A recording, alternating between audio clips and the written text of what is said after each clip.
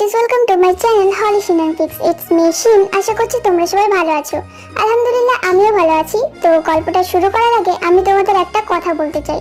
Actually আমি এটা বলতে চাইছি যে আমাকে অনেক কিউটিস গল্পের মধ্যে তাদের নাম নিতে বলেছে, কিন্তু আমার পক্ষে এতজনের নাম নেওয়া ইম্পসিবল হয়ে যাচ্ছে। সো দ্যাটস ওয়াই আমি তোমাদের নামগুলো নিতে পারছি না। একটু তোমরা এর জন্য অ্যাডজাস্ট করে নাও প্লিজ। এর জন্য I am really very sorry, I am extremely sorry. Okay, তো চলো গল্পটা শুরু করা যাক। Here we go, let's enjoy the story. ঘাড় ঘোরালাম, যেটা দেখলাম তার জন্য আমি মোটেই প্রস্তুত ছিলাম না। এটা কি? এরপর জিমিন অজ্ঞান হয়ে নিচে পড়ে যেতে যাবে, ঠিক তখনই সুগা তাকে ধরে ফেলে। কিছুক্ষণ পর আমার জ্ঞান ফিরলে আমি নিজেকে সুগার ঘরে আবিষ্কার করি। আশেপাশে তাকিয়ে দেখি সবাই আমার দিকে হা করে তাকিয়ে আছে। আমি উঠে বসতেই সুগা আমার কাছে এসে বলে, এখন কেমন লাগছে মিন? নিজেকে খুব হালকা হালকা মনে হচ্ছে। আই থিংক আমি কিছু খাইনি তো ওই জন্য। তারপর হঠাৎ আমার পিঠের কথা মনে হলো। আমি তাড়াতাড়ি পিছনে তাকিয়ে দেখি কিচ্ছু নেই। আমি আমার পিঠে হাত দিয়ে দেখি কোনো ক্ষত চিহ্ন নেই। আমার পিঠে ওটা কি ছিল? আর ওটা এখন কোথায়? আরে চিন্তা করো না, ডোন্ট ওয়ারি, তুমি একটু রেস্ট নাও, ওকে? ওটা তেমন কিছু ছিল না। আরে তেমন কিছু ছিল না মানে? আমি নিজের চোখে স্পষ্ট দেখেছি আমার পিঠে দুটো সাদা বড় বড় ডানা ছিল, যেটা হাওয়ার সাথে বাড়ি খেয়ে শশা আওয়াজ করছিল। আর তাহলে ওটা কি ছিল? বেশি কিছু না, শুধু বড় বড় সাদা ডানা ছিল, একদম মুভির মতো। বেশি কিছু না মানে? কেন রে, তোর কি কয়দিন পর পর ডানা গজায় নাকি? আরে দূর, তেমন কিছু না, জাস্ট সুগা ভাই যেমন ভাবে বললো আমি সেটাই বললাম। আরে তোর একটু চুপ কর। সুগা প্লিজ, আজকে আমাকে সবকিছু ডিটেইলসে বলো। আমি কে, আর আমার পিঠে ডানা গজালো কোথা থেকে? কারণ তুমি তুমি একজন কি বলো? আমি একজন কি? কারণ তুমি কোনো মানুষ না, তুমি একজন পরী। What? Are you kidding me? মজা করছো আমার সাথে? মিন, আমি একদমই মজা করছি না। তুমি একজন পরী, কোনো মানুষ নয়। ওকে, আমি মানছি আমি পড়ি, কিন্তু আমি যদি পড়ি হই তাহলে আমার আম্মু আব্বু ওরা কেন মানুষ? কারণ ওরা তোমার আসল মা বাবা নয়। Do you know what are you saying? হ্যাঁ, ওরা আমার মা বাবা, আমি ওদের সন্তান। আর ওরা যদি আমার মা বাবা না হয় তাহলে আর কে হতে পারে? ওকে ভাইয়া, কিন্তু যদিও আসলে পরি হয়ে থাকে তাহলে এতদিন ওর মানে এতদিন পর ওর ডানা কেন গজালো? মানে আগে কেন ছিল না? ওকে, আমি তোমাদেরকে সবকিছু এক্সপ্লেইন করছি, ওকে? মন দিয়ে শুনবে। ঠিক আছে, বলো। আমাদের জিন রাজ্যের মহারাজা কিম জং ইন কাই এবং মহারানী কিম জেনি ছিলেন তোমার মা বাবা। জিন রাজ্যের সিংহাসনে বসতে চাইতো সেনাপতি কালজিন। সে ছিল অনেক শক্তিশালী। সে আমাদের রাজাকে ধোঁকা দিয়ে মেরে ফেলে। সে মনে করে এবার হয়তো ওর ক্ষমতার জন্য ওকে রাজা ঘোষণা করা হবে, কিন্তু তা হয়নি। কারণ রানী কিম জেনি কোনো যোদ্ধার থেকে কম ছিল না। ওনার দক্ষতার জন্য সবাই রানী কিম জেনিকে সিংহাসনে বসার জন্য বলেন। এভাবেই অনেকদিন ভালোই কাটছিল, কিন্তু কালজিন একটা বড় দল গঠন করে হামলা করে আমাদের উপর। রানী কিম জেনি খুব সাহসের সাথে মোকাবিলা করে, কিন্তু আমাদের দলের অনেকজনই আমাদের সাথে বেইমানি করে, যার কারণে আমাদের দলের অনেক ক্ষতি হয়। জিন রাজ্যের কোনো রাজা যদি হাঁটতে নেয় তাহলে তার শক্তি বাড়ানোর জন্য একটি বিশেষ গাছের শিকড় আছে, তা খেলে শক্তি বহু গুণে বেড়ে যায়। রানী কিম জেনি তা খেলেও কোনো কাজে আসে না, কারণ ওই সময় তুমি তার গর্ভে ছিলে, যার সব শক্তি তোমার শরীরে চলে যায়। রানীর পক্ষে যুদ্ধ করা খুবই কঠিন হয়ে পড়ে। একে তো তুমি তার গর্ভে ছিলে, দ্বিতীয় ওই ঔষধ খাওয়ার ফলে তোমার শক্তি বাড়তে থাকে, যা রানীর পক্ষে অনেক যন্ত্রণাদায়ক ছিল। আমার মা বাবা, মানে তোমার বাবার চাচাতো ভাই, রানী কিম জেনিকে লুকিয়ে রাখে, কারণ কালজিন তোমার মাকে খুঁজছিল মারার জন্য। জিন রাজ্যের নিয়ম হলো যতদিন আগে রানী বা রাজা বেঁচে থাকবে বা তারা স্বইচ্ছায় কাউকে সিংহাসনের অধিকার দেবে না, ততদিন কেউ ওই সিংহাসনে বসতে পারবে না। তোমার পৃথিবীতে আসার দিন ঘনিয়ে আসছিল। তখন আমার মা বাবা তোমার মাকে কথা দিয়েছিল যে আমি সব সময় তোমার রক্ষী হিসাবে থাকবো, তোমার কিছু হতে দেব না আমি, তোমার হুকুম চলবে আমার উপরে। তখন আমার বয়স 4 বছর ছিল। দিন চলে আসলো আর তুমি জন্ম হলে, কিন্তু কালজিন জেনে গিয়েছিল রানী কোথায় আছে, তাই সে সেখানেই আসে। রানী তোমার মাঝে জিন রহস্য কিতাব লুকিয়ে রেখেছিল। রক্ষী জিনকে তোমার হেফাজতের হুকুম দিয়েছিল যাতে তোমার ব্যাপারে কেউ না জানে, কিন্তু উনি এটা জানতেন না যে যারা এটা জানতে পারবে তাদের রক্ষী জিন একদমই মেরে ফেলবে। রানী তোমাকে পরবর্তী রানী হিসেবে স্বীকার করেন, কিন্তু তোমাকে লুকিয়ে রাখতে হবে যতদিন তোমার 20 বছর না হবে। তাই তোমাকে রানী কিম জেনি একটি পানীয় খাওয়ায় যাতে তোমার সব শক্তি লুকানো থাকে।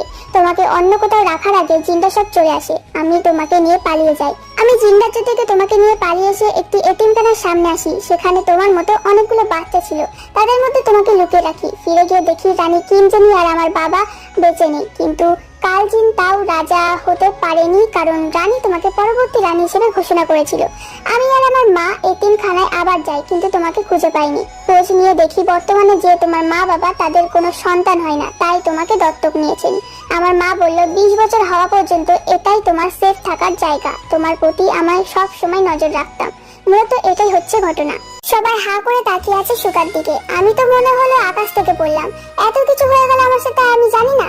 আবার এটা ভেবেও কষ্ট হচ্ছে যে আমি আমার মা বাবার সন্তান না। ওয়াও, গল্পটা অনেক সুন্দর। তো শুনতে ভালো লাগছে।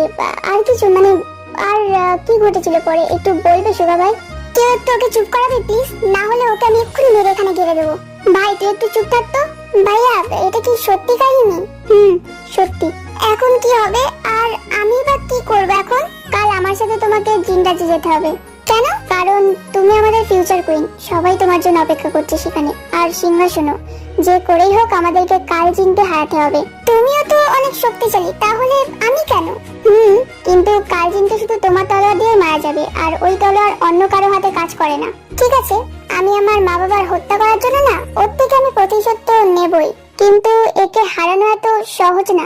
সেটা পরে দেখা যাবে। তুমি তো আছো আমার সাথে, তাই তো? তার মানে আমরা এতদিন একটা পরীর সাথে ছিলাম। ওয়াও, আমার ফ্রেন্ড পরী। ভাবতেই কেমন লাগছে। কেমন লাগছে? ও তুই বুঝবি না, তুই পরী তো আর আমরা মানুষ, তো এটা আমাদের ব্যাপার। তোরা কি এখনো কথা বলবি? দেখ, আমি এখন ঘুমে পড়ে যাচ্ছি। কি রে তুই এইসব শোনার পরেও তো ঘুম আসছে?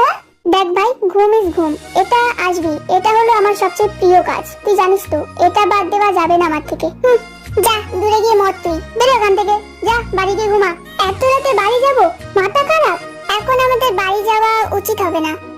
জীবন ঠিক বলেছে। তোমরা একটু পরে যাও, আর সবাই ব্রেকফাস্টও করে যাও আমার এখানে। আমরা সবাই ব্রেকফাস্ট করে যে যার বাড়িতে চলে যাই। সুধা বলেছে আমাকে একটু পরে নিতে আসবে। বাড়িতে গিয়ে দরজায় নক করছি। তারপর মা দরজা খুলে। আমি দৌড়ে গিয়ে মা বাবাকে জড়িয়ে ধরি। চোখের পানি আজ বাধা মানছে না কিছুতেই। আমি কত ভাগ্যবতী যে আমার নিজের মা বাবা মারা যাওয়ার পরেও এমন মা বাবা পেয়েছি আমি। আমাকে কখনো বুঝতেই যায়নি যে আমি ওদের সন্তান না।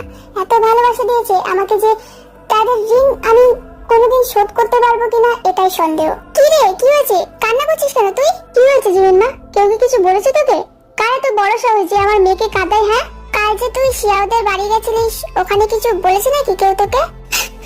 না আম্মু, আব্বু, তোমাদের কথা অনেক মনে পড়ছিল, তাই জানি না কেন কান্না পাচ্ছে। এটা আবার কোনো কথা হলো? এক রাত আমাদের ছাড়া থাকতে পারিস না, তাহলে শ্বশুর বাড়ি গিয়ে কি করবি তুই? সে পরে দেখা যাবে। আমি এখন ঘরে যাচ্ছি।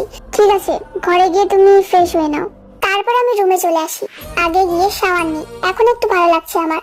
আয়নার সামনে দাঁড়াই। আজকে নিজেকে নিজের কাছে অন্যরকম লাগছে। আয়নার সামনে গিয়ে পিঠ থেকে টাওয়ালটা একটু নিচে নামাই। একটু ঝাঁকি দিতেই ডানা দুটো বেরিয়ে আসে। আমার সব শক্তি নাকি এই ডানার ভিতরে আছে। সাদা দুটো ডানা। সত্যি নিজেকে নিজের কাছে সুন্দর লাগছে, অপূর্ব সুন্দর। আমার সৌন্দর্যটা ডানা দুটো আরো বাড়িয়ে দিয়েছে। আবার আমি স্বাভাবিক হয়ে যাই। তাড়াতাড়ি রেডি হয়ে নিচে গিয়ে দেখি সুগা এসেছে। মা বাবা এমন ভাবে কথা বলছে, খাওয়াচ্ছে, মনে হচ্ছে মেয়ের জামাই এসেছে। সুগা, তুমি কখন এসেছো? এই তো প্রায় 20 মিনিট হলো আমি এসে গেছি। বাহ, তুমি এসে বসে আছো। আর আম্মু আব্বু তোমাদেরকে আমি কি বলবো? আমাকে একটু ডাক তো দিতে হয়। আরে দিয়েছিলাম তো, তুই তো শুনতে পাসনি। কোথায়, কখন? কি বলতো জিমিন? তোর মাঝে মাঝে না একটু কানের সমস্যা হয়, ওই জন্য হয়তো শুনতে পাসনি। আমার কান একদম ঠিক আছে। আচ্ছা ঠিক আছে, আমাদের দেরি হচ্ছে। সুগা, আমাদের যাওয়া উচিত, চলো। হ্যাঁ চলো। আরে এখনই চলে যাবি? আর একটু দাঁড়া না, এখনো কত কিছু জিজ্ঞাসা করার বাকি আছে। মানে? না মানে সুগাকে ভাবছিলাম কিছু খাইয়ে দেবো, তাই আর কি। হ্যাঁ বুঝতে পেরেছি কি বলতে চাইছো। ওকে, আমরা এখন আসি, কলেজের জন্য দেরি হয়ে যাচ্ছে। আরে কিছু খেয়ে তো যা। না আম্মু, শিয়াওয়ের বাড়ি থেকে খেয়ে এসেছি আমরা। এখন আসি, বাই। তারপর আমরা বাড়ি থেকে বেরিয়ে আসলাম। আজ প্রথম যাবো জিন রাজ্যে। অদ্ভুত লাগছে নিজেকে। জানি না কেমন হবে এখানে সবকিছু। কি ভাবছো? কোথায় জিন রাজ্য? মানে আমরা ওখানে কিভাবে যাব? উড়ে যাব? আবার কিভাবে যাব? দুটো ডানা তো আর সাজিয়ে রাখার জন্য নয়। কিন্তু কিভাবে? আমি তো উঠতে পারি না।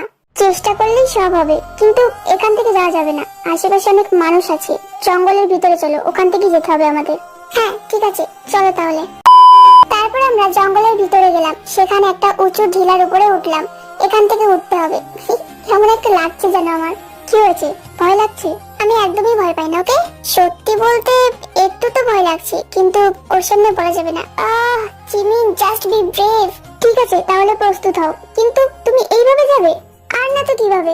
না মানে এই সালোয়ার কামিজ পরে? হ্যাঁ, তো কি হয়েছে? হ্যাঁ, তুমিও না, জিন রাজ্যের রানী প্রথম তার রাজ্যে যাবে, তাও আবার এই সালোয়ার কামিজ পরে।